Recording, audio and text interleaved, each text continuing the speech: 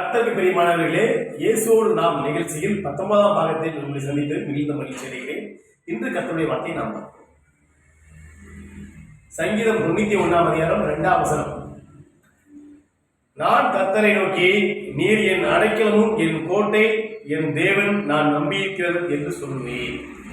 அதாவது ஏசப்பா நம்ம பார்த்து சொல்றாரு, நான் கர்த்தரை நோக்கி, நீர் என் அடைக்கலமும் என் கோட்டை, என் தேவன் நான் நம்பி இருக்கிறவர் என்று சொல்லுவேன். இந்த வார்த்தையை நம்ம பார்க்கணும். அதாவது இந்த வார்த்தை பற்றி நம்ம எத்தனையோ பேர் நம்ம நம்பிட்டு இருக்கலாம், சொந்த மதத்தை நம்பிட்டு இருக்கலாம்.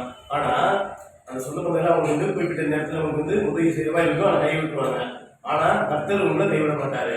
ஆனா கர்த்தரை நீ நோக்கி விண்ணப்பம் பண்ணும்போது அவங்க அடைக்கலமும் உங்களுக்கு நல்ல பாதுகாப்பும் கொடுப்பாரு. தேவனை நம்ம என்னைக்குமே சார்ந்து இருக்கும்போது கர்த்தர் உங்களுக்கு அடைக்கலமா இருப்பாரு. அந்த வசனத்தை நம்ம பார்க்கணும். அதாவது பார்த்தீங்கன்னா, நான் கர்த்தரை நோக்கி, நீர் என் அடைக்கலும் என் கோட்டை, என் தேவன் நான் நம்பியிருக்கேன் என்று சொல்லுவேன். அப்படின்னா இதை நம்ம சொல்லணும். அதாவது தேவன் இயேசப்பா நம்ம பாதுகாப்பாரு, நமக்கு ஆசீர்வாதம் கொடுப்பாரு, நம்ம ரத்த கோட்டைக்கு மூடி பாதுகாத்துக்குவாரு, சட்டையின் கீழ் நம்ம மறைத்துக் கொள்வாருன்றது நம்ம சொல்லணும். ஏன்னா சொல்லும்போது இயேசப்பா உங்களை அந்த வார்த்தைக்கு கர்த்தர் பதில் கொடுப்பாரு.